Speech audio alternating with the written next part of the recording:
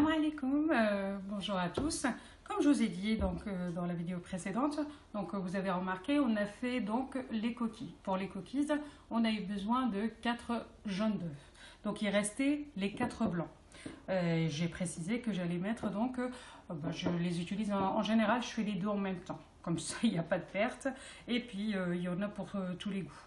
Donc là, les 4 blancs d'œufs, je les récupère pour faire des rochers à la noix de coco. Donc là, la recette aujourd'hui, cette recette-là, c'est rocher noix de coco. C'est une recette très facile, très rapide à faire et il n'y a pas beaucoup d'ingrédients.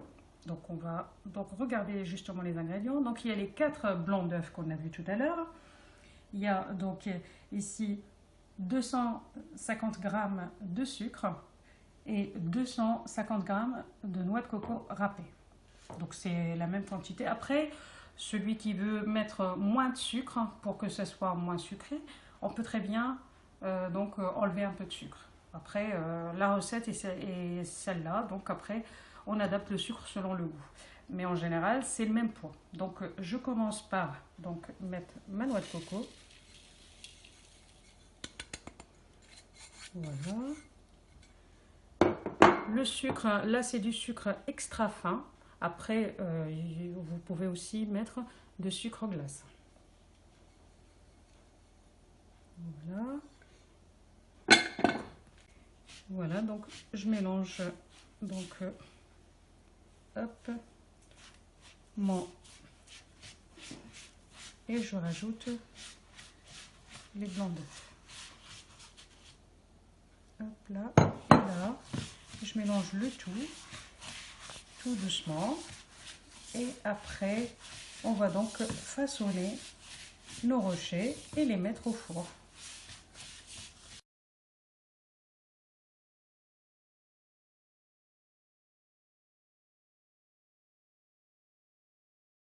Donc là, on a bien mélangé la noix de coco, le sucre, les blancs d'œufs.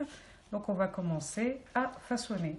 Alors un petit conseil, pour que vos rochers soient bien comme il faut, donc on prend une certaine quantité dans la main, donc pour avoir par exemple un beau rocher.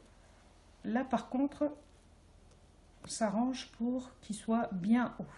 Il ne faut pas qu'il soit plat, parce que sinon, dès qu'il va rentrer dans le four, avec la chaleur, ça va s'aplatir. Donc essayez de faire comme un petit dôme, comme ça là. Hop. Et on le pose donc dans notre plat.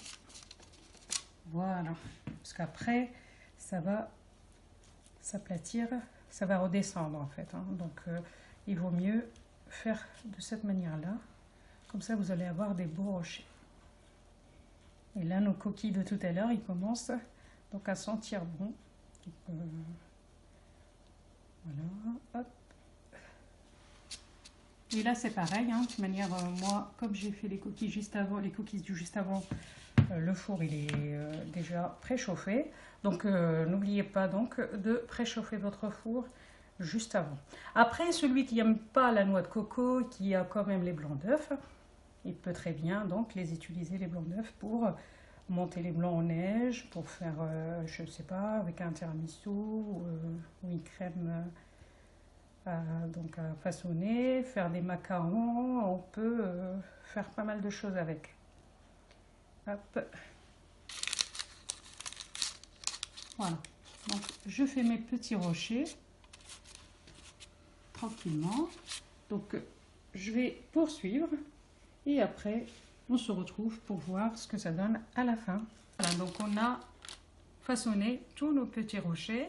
Donc il n'y a plus qu'à les mettre au four. Voilà, donc nos rochers coco, ils sont cuits. Et comme je vous ai dit tout à l'heure, l'intérêt en fait de les mettre en forme de dôme, c'est pour que ça reste. Donc ça ne tombe pas, ça reste. Et on sent que à l'intérieur c'est moelleux. Et bien sûr c'est croustillant. Et c'est bien cuit. Donc là, on passe au dressage. Donc ça sent fort la noix de coco. Ça donne envie d'en manger. Voilà.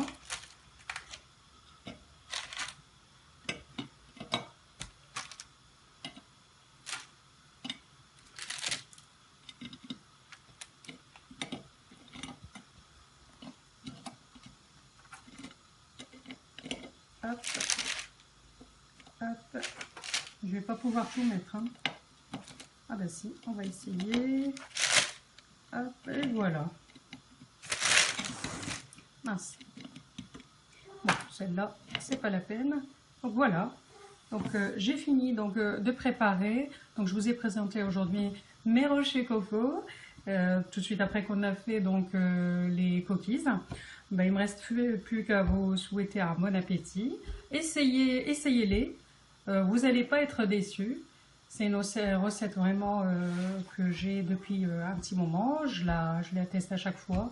Et les gâteaux, ils sont délicieux. Donc si on regarde, donc hop, vous voyez, à l'intérieur c'est doux et à l'extérieur c'est croustillant. Et c'est pas très sucré. C'est super bon. Bon appétit, au revoir.